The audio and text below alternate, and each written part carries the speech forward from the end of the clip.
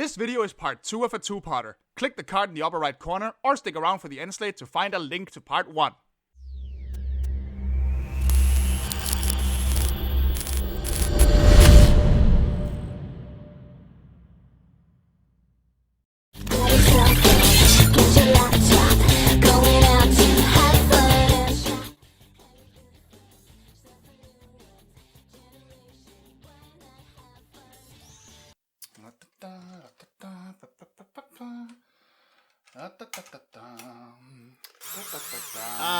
Ash, what are you doing with that stick blender? I'm purging these cartoons from my eyes. Oh my god, what have I gotten myself into? So, if you've been paying attention to animated movies lately, you know that Dreamworks Trolls World Tour was released on streaming last month due to, everything going around in the world right now. Now, since the Trolls movies are based on troll dolls, a toy known for their giant colorful hairstyles which were originally invented in my country of Denmark in 1959, I thought it would be fun to take a look at some weird cartoons based on them. So first, I checked out Stone Protectors from 1993, and it was a completely soulless, transparent, tone-deaf, barely coherent attempt to market troll dolls to boys by riding the Teenage Mutant Ninja Turtles popularity train. Well, cut to 12 years later in 2005, and toy marketers tried again to make troll dolls relevant. But this time, they doubled down on marketing the troll dolls to girls, since attempting to market them to boys clearly didn't work. And what does a desperate toy company in 2005 do when they want to rake in the other half of all that pocket money going around? That's right, they rip off the Bratz dolls. And thus, a short-lived toy line with an obligatory cartoon called Trollz, with a C so you know it's hip and trendy, was born. You heard me right. They ripped off the Bratz dolls. You know, these grotesque hooker-in-disguise looking nightmares. The dolls that were heavily criticized for basically being Barbie-sized blow-up doll caricatures in trashy clothes. This is the franchise that eventually sold baby versions of their characters wearing fishnets and bikinis, people. But yeah, sure, let's try and market that to even younger girls by way of giant poofy rainbow-colored hair. Now, I don't want to be one of those douches that are all like, ew, girly things are bad, because that's obviously a load of crap, but I'm not gonna lie. I'm dreading what I'm about to see here, but oh well, here we go.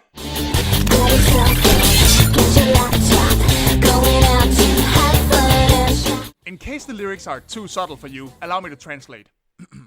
Go buy shit, you vapid whore! I really wish I was joking when I said that, but no. This song actually crams in a line about going shopping twice.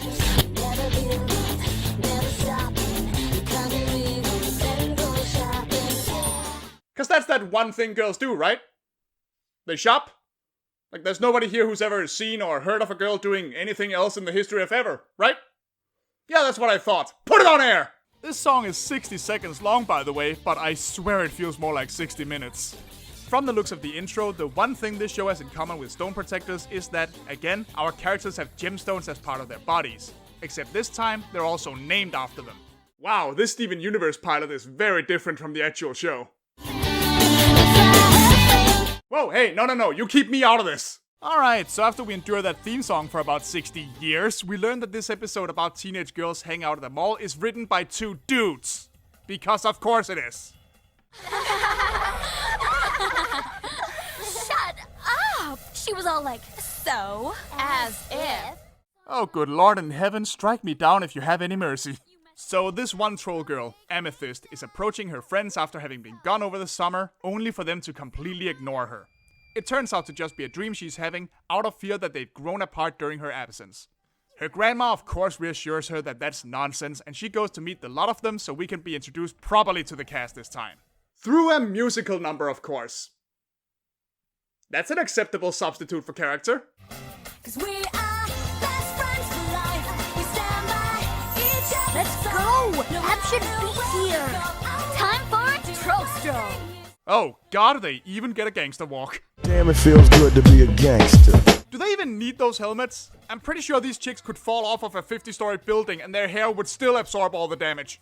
Anyway, there's Ruby, Topaz, Sapphire, and Onyx, the goth one, who has the most hilariously deep voice of the bunch. Come here, you wingnut. This could get us all in major trouble. Sadly, I'm late for my dentist and his dark room of pain. Later. I like to imagine that at some point she takes up smoking and she just gradually transforms into Dr. Girlfriend. When did you start smoking? 1989-ish? By the way, take a wild guess who the dumb one in the group is. Cute boy at 3 o'clock. But it's only 10:30. My watch must have stopped. This dumb blonde ain't nobody's fool. Look, the poor boy they're cooing over looks almost as uncomfortable as I feel.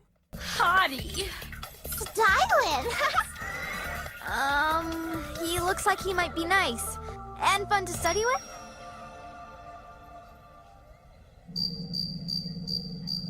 Somebody seriously needs help. Thinking too much gives you wrinkles. To get on with whatever plot this atrocity can muster up, Amethyst reveals that her gem got its glow, which means she can now cast spells like the rest of the girls have been able to for a while, and oh my god, this is this show's version of growing boobs, isn't it? The girls urge Amethyst to try a spell, which can apparently be bought individually like little marbles, but she's hesitant because they're expensive. So Ruby decides to be a haughty bitch, shows off that she has tons of spells, and randomly decides to use one on a nearby troll woman without her consent in order to give her a makeover. Drab and dreary walking by. Troll look pretty as a butterfly.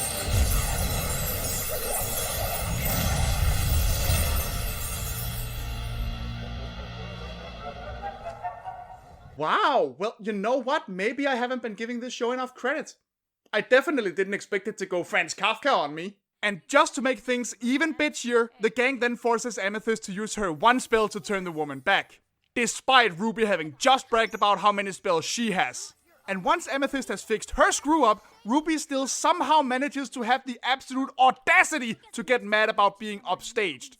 What a charming little lady this one is. So yeah, it turns out Amethyst really doesn't fit in with her friends anymore after all. And I looked through some old videos of hers reveals that Ruby and the others have actually always been jerks and treated her like a doormat. So, what does Amethyst take away from this experience, I hear you asking? Does she realize she should speak up more? That she shouldn't be forced to fix other people's mistakes? Or maybe even that she needs to cut out some negative relationships in her life and seek out better friends? I'm gonna try and be like I used to. For God's sake, girl, have you heard of self-respect? Don't ask me. I'm just a girl. Oh, by the way, there are actually boy trolls in this setting that get lines, believe it or not. Like Flint here. So let's see if he has anything worthwhile to say. You gonna order something? Or just sit there like a bump on a log? Bump on a log, not on the bark. Howl like a dog. Ow! And hunt like a snark. Wow. Now that's sweet. What the hell was that? I have no idea what he just said or how it adds up with his look. Is he trying to write a song? A rap? A poem? Is he supposed to be the band guy or the artsy bad boy? Is he an escaped mental patient who's leaving behind logs for the player to find when this city eventually becomes the ironic setting of a post-apocalyptic first-person shooter? We also meet Rock, who is approximately as dumb as one, and who Ruby has apparently decided is her boyfriend. Without telling him. Look, I'm sorry about before. I just want to hang with you guys again. Right. So that's why you steal my boyfriend? Who's that? You! Really? Whoa! Red flag, dude! Red flag! So she gets mad, declares that her and Amethyst aren't friends anymore, but instantly starts missing her, but won't admit it, and oh my god, why am I even recapping this? You all know exactly how this is going to go down. The other girls do the old separately invite the two of them to the same location thing so they can talk it out. And transform Topaz into an ogre so she can scare the two of them straight by forcing them to work together in order to not fucking die. You know, as you do. Because nothing says best friends forever like threats of physical violence at the slightest hints of interpersonal conflict. Am I right, ladies? Let's buy makeup so the boys will like us. Ah, I knew you'd agree, Toots. And it's okay I changed over the summer? You mean 'cause you grew up and stopped letting us push you around? Yeah, I guess. Oh, so she straight up admits that she's a horrible bitch. That's nice. And with that, everyone is friends again, and I'm finally free to go vomit all of my vital organs into the nearest rusty bathtub. Barf. Now, before any of you say anything, I'm well aware of how ridiculous I'm being right now. I mean, look at me. I'm a 30-year-old man sitting in my living room bitching and ranting about a little girl's cartoon that was made 15 years ago. You don't have to tell me how stupid I'm being. I'm well aware. I just like to make videos like these for shits and giggles. And normally when I review cartoons, I make a point to watch at least 3 episodes for the specific purpose of giving it a fair shake. But I gotta say, I just can't sit through another one of these. This thing is just absolutely heinous, and the problem is not the supposed girl power focus. No, my irritation has to do with just how vapid the whole thing is. It tries to preach good morals and have a striking art style, but all they did was ram a truck full of Bratz characters into a tree and Frankenstein their corpses together in order to form a screeching, shambling mess of negative female stereotypes. Watching this show is like watching a 12-year-old boy make his first sexist joke about his classmates and then deciding to build an entire cartoon around it with the help of a shitty how-to-draw manga book when it gets a laugh out of his equally douchey friends who don't share a single drop testicle between them. Still, at the end of the day, I'm just a nerd with a camera who likes poking fun of cartoons on the internet. I'm not in the target demographic, I'm not an authority on what a good cartoon is, and I'm certainly not the guy who gets to judge a show like this.